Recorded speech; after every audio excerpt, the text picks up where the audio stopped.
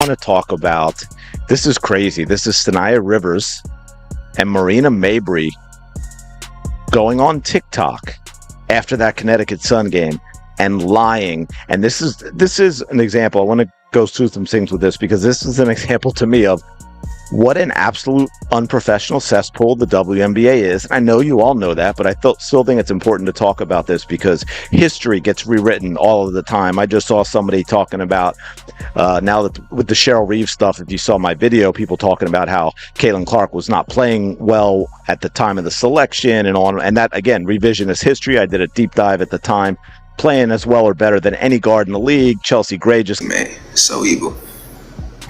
Damned if I do, damned if I don't.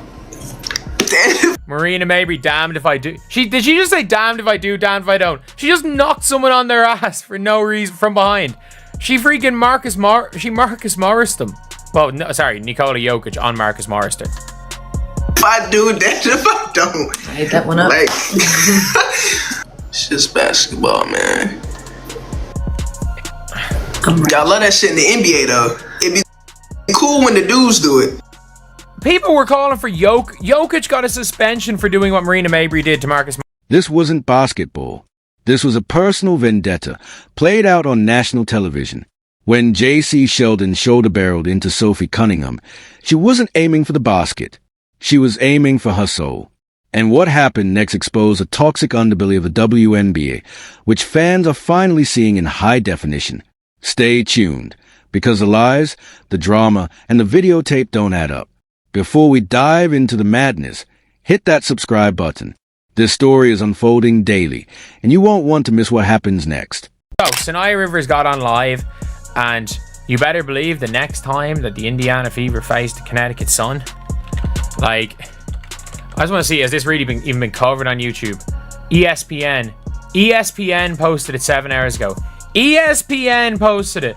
ESPN took clips of it live and posted it in full on their one, which is crazy. The escalation of the conflict leading up to the incident in the third quarter. Sheldon aggressively defended Clark on perimeter, accidentally poking Clark in the eye while attempting to extend her arm. Clark responded by pushing Sheldon. Connecticut's Marina Mabrey escalated the situation by shoving Clark to the floor, which was initially called a technical foul. It was later reduced to a second-degree foul. I think something we noticed, and I think a lot of people noticed, is when Caitlin would get bullied, nobody would do nothing. That's right. Nobody would do nothing. It was like, hey, they didn't know, like, whoa, I can't believe this is happening. I can't believe people are doing this to Caitlin Clark. Teammates weren't jumping in there. They bring in Sophie Cunningham. I had no idea. Sophie Cunningham was a black belt at the age of 6. Yeah. As described, Sheldon received a pass at the top of the penalty area and immediately moved toward the penalty area, with Cunningham as her primary defender. The video shows Sheldon's shoulders slumped at a 45-degree angle. Her torso is pointed toward Cunningham, not the basket. A shot was not attempted.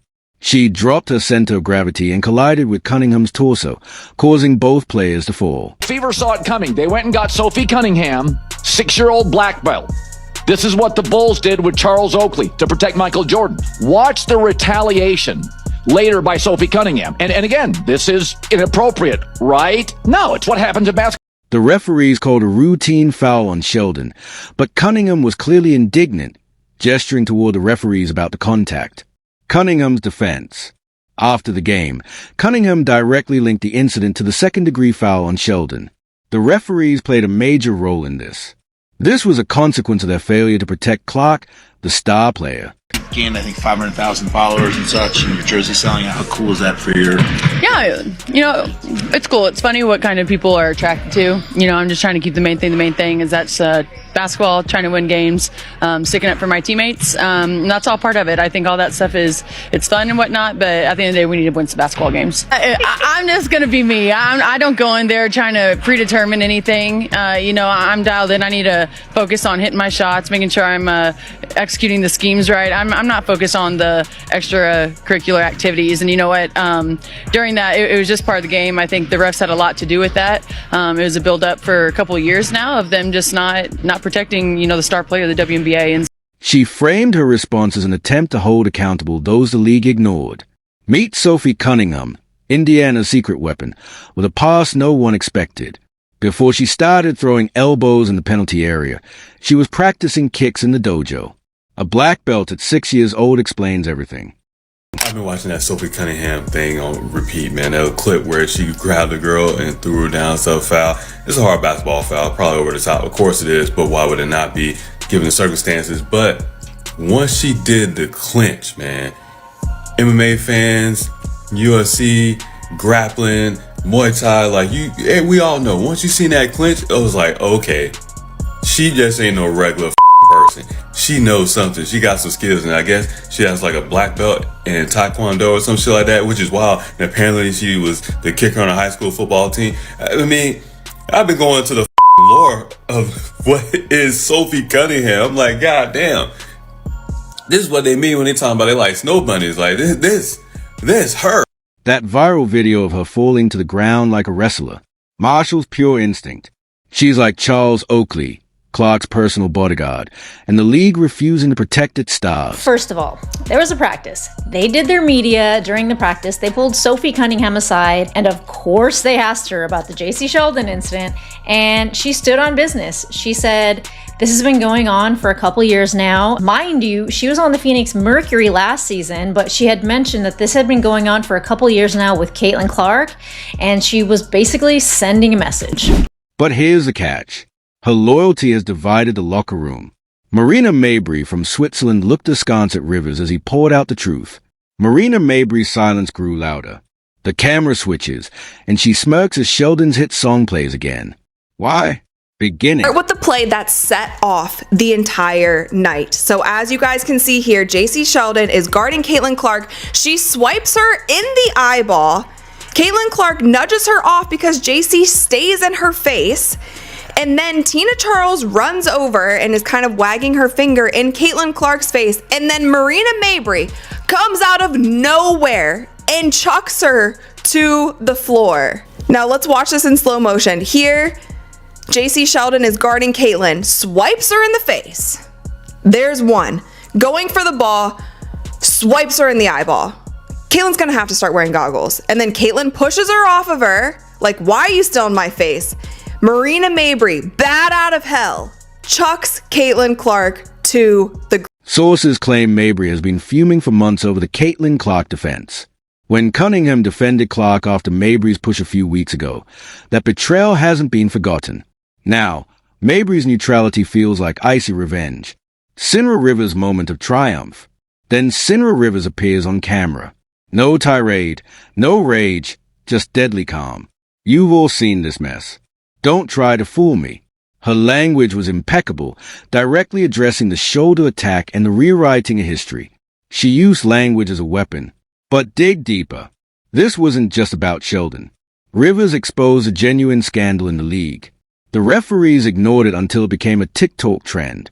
When Aliyah Boston took an elbow to the ribs against New York last month, the arena gasped. The replay showed clear intent. The guard jumped sideways. Forearm extended like a battering ram. Boston collapsed. No whistle. No ESPN announcement.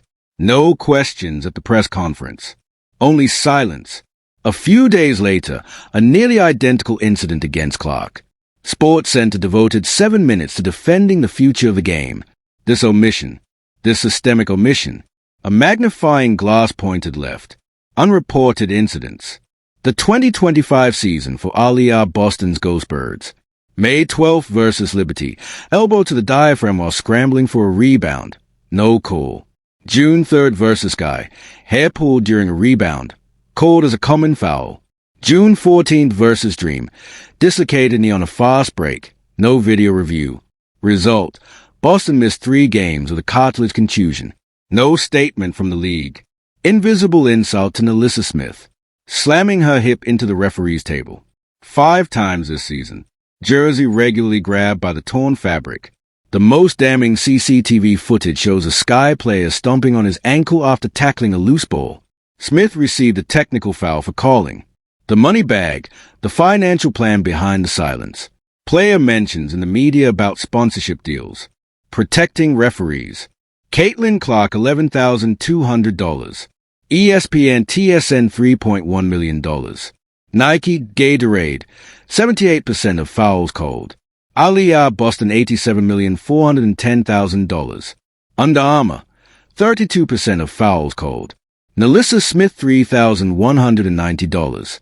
No national contracts. 11% of fouls called. The ignore algorithm. Social media influence. Clark's highlights generate 10x more engagement. TV negotiations. ESPN pays premium for broadcast dedicated to Clark. Sponsor pressure. Nike demands asset protection. Incentive for referees. Games with heavy coverage of Clark's performance lead to higher performance evaluations. Martial arts uniform. From black belt Sophie, the league's worst nightmare. Cunningham's martial arts disclosure wasn't just bragging.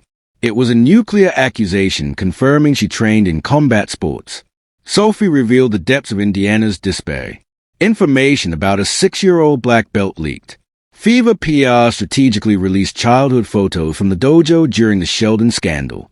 Message: we have documented our need for self-defense. A shift in the scouting system.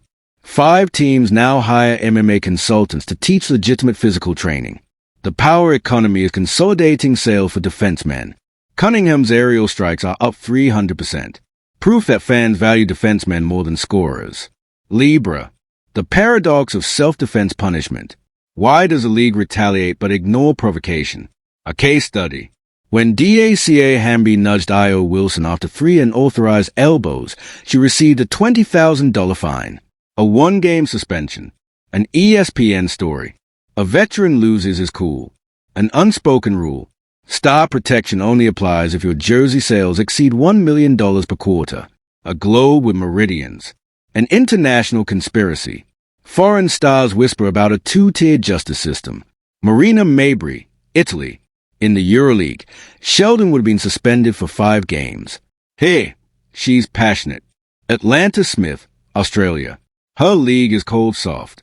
We disqualify for the first intentional elbow. Data. The WNBA issues 23% fewer rude warnings to US-born players and to foreign players for identical violations. A diagram reducing a referee's secret manual. Leaked referee training materials reveal coded directives. Asterisks indicate highly involved players. HPS minimizes timeouts during aggressive plays using HPS unless A, an injury is not visible, B, the crowd reaction exceeds 85 dB, or C, there is a trend of X for 5 minutes. Asterisk translation, no blood, no noise, no trend, no whistle. Test 2, psychological damage. Indiana's locker room displays classic reactions to injury. Boston refuses to participate during screening.